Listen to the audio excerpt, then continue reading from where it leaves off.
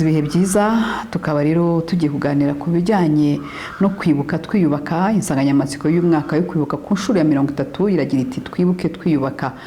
Tugiye kuganira rero kuri iyi nsanganyamatsiko ariko tunitegura kwinjira mu cyunamo dukomeye, kuko niba badusaba kwibuka twiyubaka nuko nyine tugomba kubitangira hakiri kare, tugatangira gutekereza ku cyumweru cyo kwibuka tuzatangira ku itariki 7, tugatekereza n'uburyo tuzakibamo. Turi kumwe rero na Dr. Eugene Rutembesa, akaba ari umwarimu muri Kaminuza y'u Rwanda, akaba kandi ari inzobere mu bijyanye n'ubumenyamuntu, akaba ari n'umushakashatsi. Agiye kudufasha gusobanukirwa nyine n'uburyo dushobora kuba mu cyunamo tugendeye cyane cyane kuri iyi nsanganyamatsiko. Tumuhaye ikaze Dr. Dutangira, turagira ngo mubanze mutubwire ni kuki tugomba kwibuka. Abantu bavuga bati kwibuka ni ibya buri gihe, buri munsi umuntu ntashobora kwibagirwa uwo yabuze, ntashobora kwibagirwa abe yabuze, ariko abandi bakavuga bati kuki habaho iki cyumweru cyo kwibuka ku rwego rw'igihugu? Ese kuki tugomba kwibuka, bidufasha iki? Mbere yuko wenda duhita dusubiza icyo kibazo, twagaruka ku mateka yacu, watangiye ubivuga. Twagaruka ku ishyano ryatugwiririye muri 1994 kuri jenoside yakorewe Abatutsi. Iryo shyano rero, jenoside ahantu ibera mbi, buretse ko no kwibuka abacu no mu bihe bisanzwe, ari abavandimwe bawe bagiye, ari ababyeyi bawe, ari n'abakurambere bacu nabo turabibuka, kuko niho akenshi dukura n'ingufu zo kubaho. Ibyo ni ibisanzwe, si no mu muco nyarwanda gusa. Ariko twebwe tugarutse kuri iki cyumweru cyo ku ya 7 kugera kuri 13, tuba twibuka ibyatubayeho, iryo shyano ryatuguyeho, jenoside, twibuka abacu. Mbese ni ngombwa kwibuka bimaze iki? Aho rero niho tugaruka tureba jenoside icyo ikibikora ku bantu. Ikibikora ku bantu nyine nuko itubuza kuba abantu, nuko ari abapfuye baba baragiye, ariko natwe twasigaye tuba tutariho. Kugira ngo rero icyangombwa gusubiza ayo maso inyuma, tukagaruka ku byatubayeho, ni ukugira ngo twongere turebe ko twakongera kuba abantu, ni ukugira ngo twongere tugaruke ku byacu, tumenye mbese turi bande, mbese icyo gihe twari bande. Icyo gihe bamwe bica, abandi bicwa, abo bantu bari bande? Abo bantu ntabwo bari abantu. Icyo ni cyo gisubizo cya mbere. Ari uwicwaga, bari bamugize ikintu kugira ngo bamwice, bari bamwambuye ubumuntu. Ari n'uwicaga, ntabwo byo biragaragara, ntabwo yari umuntu, ntabwo namenya. Iyo ni na debate abantu bavuga babigeranya n'inyamaswa, ariko nta nubwo ari igikorwa cy'ubunyamaswa, ni igikorwa ndengakamere nk'uko babivuga. Aho rero ni ukuvuga abantu ntibaba bariho. Kugira ngo ubeho, hari indangagaciro umuntu agira. Kuba umuntu ni ugukunda, ni ugukundwa, ni ukugira neza, ni ugufasha abantu, ni ugushyikirana, ni ukubana. Ibyo byose rero jenoside nibyo yaje kutwambura. Iyo twibuka rero, tuba tugira ngo twongere tugaruke, tuvuge tuti mbese twakongera tukaba abantu, cyangwa twabaye n'abantu. Iyi myaka 30 idusize. Wari urimo kuvuga imyaka yagiye ihita n'insanganyamatsiko kwibuka twiyubaka. Mbese byarashobokaga kubivuga muri 1995 na 6 kugera muri za 2000. Akenshi twibuka twarasenyukaga. Byaragaragaraga, kiriya cyumweru yari imiborogo, kiriya cyumweru yari amarira, kiriya cyumweru cyari agahinda muri icyo gihe gakabije, bikanagaragarira ku bimenyetso abantu berekanaga. Aho rero ntago abantu bariho. Abantu bari barimo kwibaza bati mbese turiho, mbese turi abantu nta n'igisubizo bafite, ari twebwe dukora muri aka kazi ko kubaka abantu ntacyo twari dufite cyo gukora. Ngayo nguko hari umuntu yavuga ko hari akaduruvayo, hari kawo mu bantu, ariko ko imyaka yagiye iza ni nako abantu kubona abantu batangira no gutekereza kuvuga ngo twiyubake kandi turimo kwibuka, twibuke kandi tuniyubake. Ni urugendo runini twakoze, runini rugaragarira umuntu uwo ari we wese, ari mu buryo tubayeho, ari mu buryo u Rwanda rwiyubatse mu mibanire yacu n'abandi, ari mu gusabana imbabazi mu byabaye, ari ukuvurana ibikomere. Ibyo byose nibyo byerekana urugendo twakoze. Rero kwibuka ni ngombwa kuko bibanza kutubwira biti mbese urinde, mbese wavuye he, mbese ugeze he, mbese abawe bagiye kirya gihe bakagenda bakicwa urw'agashinyaguro, ni ikihe cyubahiro wowe wasigaye wabaha kugira ngo tubakuremo ingufu zo gukomeza kubaho kandi tukomeze tunababereho kandi dukura ingufu muri bo. Ibyo rero kwibuka nicyo bimaze, twibuka abacu kugira ngo tumenye abo turi bo, kugira ngo tubabereho kandi nabo aho bari bakomeze kutureba n'ijisho ryiza, dukore dusoze ikivi batashoje. Ubwo rero mise ni uvuga nti rero wavuga guti kuba dufite insanganyamatsiko itubwira buri mwaka ngo twibuke twiyubaka, imbere nyuma ya 90 kandi ntibyari byoroshye kugira ngo ubwire abantu ngo nibibuke biyubaka, yari imiborogo. Ariko se uyu munsi koko kuri inshuro ya 30 abantu koko twibuka twiyubaka, kwibuka twiyubaka nyine ni gute kugira ngo abantu koko bibuke ariko batisenya, ahubwo bareba imbere, batumbiriye imbere kugira ngo biyubake.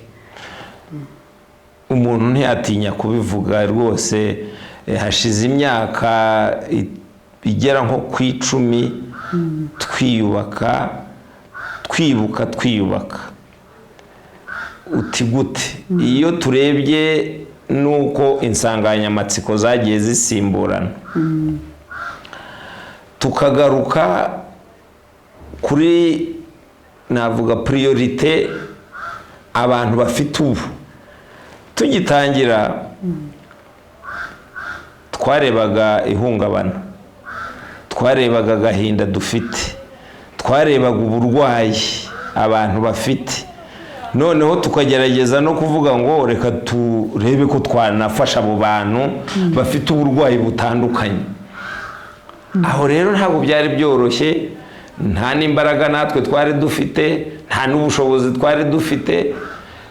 Twarishakaga twese, turishaka turibona. Muri uko kwibona rero nuko twageze aho dusa naho dusubiza ubwenge ku gihe, turavuga tuti kugira ngo dufashe ba bantu bose batwereka ububabare, agahinda, ihungabana bafite, reka turebe n'icyabafasha. Icyabafasha ni iki? Icyabafasha cya mbere rero cyari cyo kuvuga ngo reka tugire n'abahanga muri ibyo bijyanye no gusenywa n'amashyano nka jenoside n'ibindi byose byenda gusa nayo, izo ntambara, ibijyanye n'ibyabaye byakorewe iyicwa rubozo ry'abantu bakorewe. Reka dushake amashuri. Icyo gihe urumva muri aho twageraga muri za 2000 nibwo rero bashyizeho amashuri atandukanye kugira ngo abantu bagire ubuhanga n'ubushobozi bwo gufasha abo bantu. Icyo ni icya mbere. Icya kabiri cyagiye kigaragarira mu buryo twari turiho. Mu Kinyarwanda baravuga ngo nta mugabo umwe cyangwa ngo inkingi imwe ntigera inzu. nabirebeye nanone muri uko kwishakisha kugira ngo abantu babeho, ukuntu abantu bagiye hamwe ngo barwanire hamwe. Ari amashyirahamwe yavutse, twavuga abashyirahamwe ry'abacitse ku icumu Ibuka, twavuga ishyirahamwe ry'abapfakazi ba jenoside, twavuga aba bana bari bakiri bato bari mu mashuri, ishyirahamwe ryabo bajya hamwe kugira ngo barwanire hamwe. Icyo nacyo ni ikintu cyafashije, ariko ntabwo byari byoroheye buri muntu uwo ari we wese.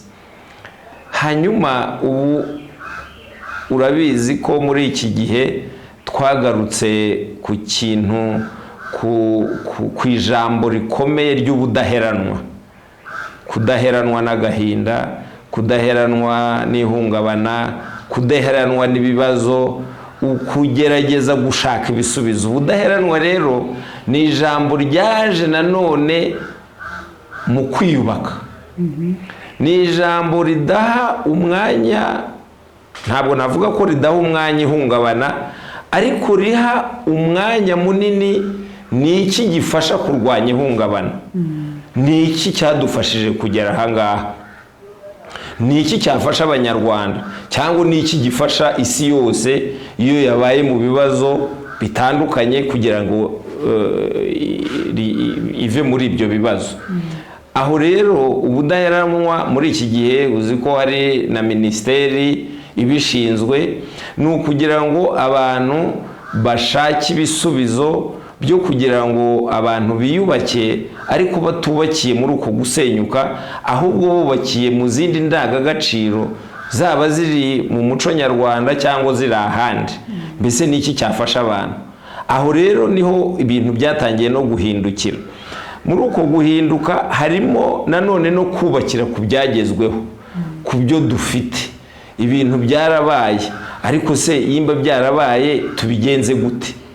Aho rero twafashijwe n'abantu batandukanye, bya bindi navuga nta mugabo umwe, abantu baturutse imihanda yose, abanyamahanga, ariko na leta yacu ibishyiramo ingufu zihagije zo gushyiraho nk'iyo minisiteri, zo gushyiraho porogaramu ishinzwe ubuzima bwo mu mutwe, zo kureba ni iki cyatuma imibanire, kimwe mu byo jenoside yakoze kandi cyadukurikiranye, ni ugusenya umubano mu bantu. Ni ukugira ngo umuntu muri we agume yigunze, nigunge mu bitekerezo byanjye, ariko nigunge no mu bandi. Ibyo byose rero ku mpande zitandukanye ni ibikorwa bigenda bikorwa n'abantu batandukanye, ari abakorera ku giti cyabo, ari mwebwe abanyamakuru, ari iyo miryango itagira aho ibogamiye. Ibyo byose rero gusenyera uwo mugozi umwe dushaka ibisubizo, nibyo byagiye bitugarura kongera kuvuga ngo twakongera tukaba abantu, twakongera tugakundana, twakongera tukagira ubumwe, twakongera tugafatanya. Uwo ni wo mujyo turimo muri iki gihe. Urakoze cyane. Ubwo rero mpise ntekereza nti muri uko kugira ngo abantu bashyire hamwe, bafatanye, kugira ngo twibuke twiyubaka nyine, cyane ko bavuga guti nta wigira nta mugabo umwe. Mpise ntekereza ku rundi ruhande rero, uko mu gihe twitegura kwibuka baba batangira gutegura abantu, ibi bikorwa ntabwo byemewe, ntabwo mwemewe gucuranga wenda indirimbo izi n'izi, ntabwo mwemewe kugira imyidagaduro, ntiyemewe. Nkibaza nti hari ibikorwa bishobora kubangamira iyi nsanganyamatsiko yacu yo kwibuka twiyubaka, hari ibikorwa bishobora kubangamira, kwibuka abantu biyubaka, ku buryo mwatugira inama muti mu gihe cyo kwibuka, mu gihe abantu bari kwibuka ntabwo bikwiye ko bigenda gutya, imyitwarire iyi ntikwiye, amagambo bakunze kuvuga, amagambo asesereza akunze kunyura ku mbuga nkoranyambaga aho abantu bateraniye. Uyu munsi mubona ari iki abantu bakwitwararikaho gituma abantu biyubaka? Nanone reka mpere uko icyunamo na kera na kare byagendaga, abantu bagomba kubyitondera. Hari amagambo abiri mu Kinyarwanda kuva kera twakoreshaga igihe wabuze umuntu ku mpamvu runaka yo kubabara. ukajya mu cyunamo, ukajya mu kiriyo, ukirabura. Kwirabura n'ibintu byose bijyanye n'ibyishimo nyine kuko warabirekaga kugira ngo ubabare, kandi koko nibyo uwo muntu uba wabuze ntabwo yagaruka, kandi aba agufitiye akamaro uko byagenda kose. Ni nacyo gituma hari igihe runaka cyo gufata kugira ngo abantu bababare, hari igihe runaka cyo kugira ngo abantu inshuti n'abavandimwe mube muri kumwe muririre uwo muntu cyangwa abo bantu.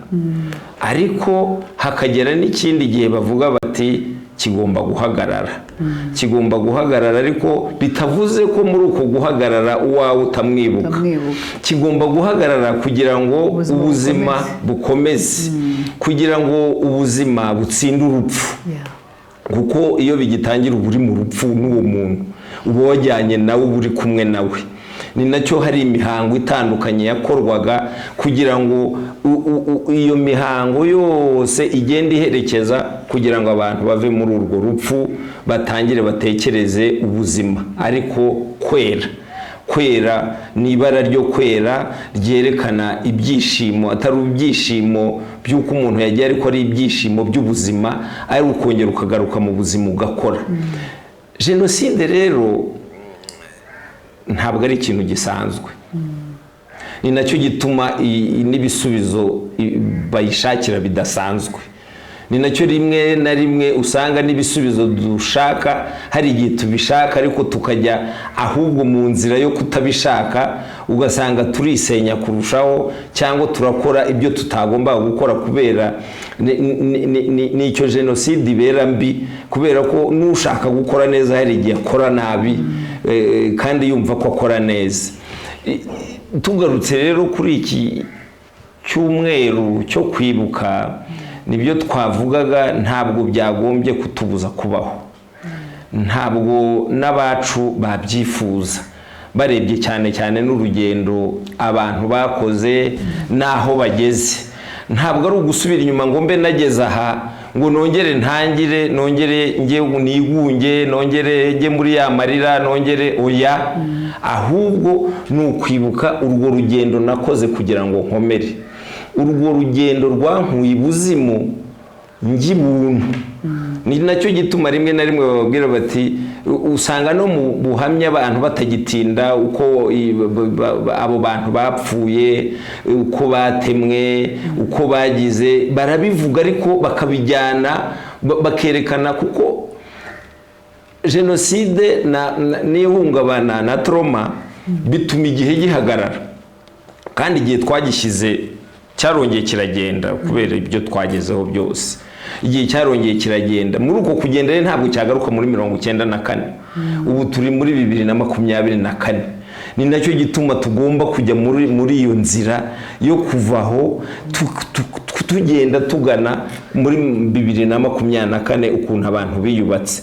Iyo rero abantu bibuka, ni ukwibuka iyo nzira y'umusaraba. Ni kimwe umuntu yabigereranya n'iyi Pasika n'ibyo tuvuyemo, duca mu nzira y'umusaraba twerekana urugendo Yezu yaciyemo kugeza apfa, ariko dutinda he? Dutinda kwizuka rye no kwishimira izuka rye, intsinzi ku rupfu. Rero natwe turiho ubu, ari abana bacu, ari abo bakuru, urebye twatsinze urupfu, kuko kumva ngo uriho, abenshi bari bariho batariho.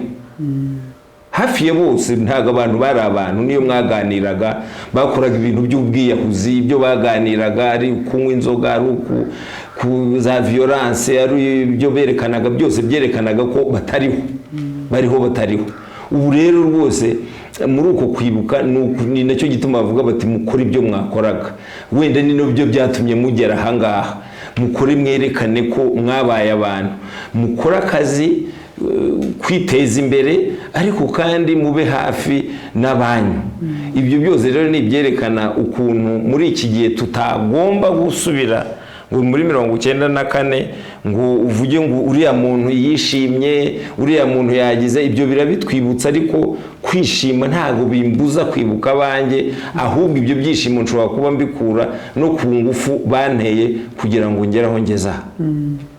Turamushimiye cyane Dr. Rutembesa Eugene, akaba umwarimu muri Kaminuza y'u Rwanda, umushakashatsi ndetse azobereye no mu bijyanye n'ubumenyamuntu, ku kiganiro cyiza aduhaye kijyanye no kwibuka ku nshuro ya 30 Jenoside yakorewe Abatutsi mu Rwanda.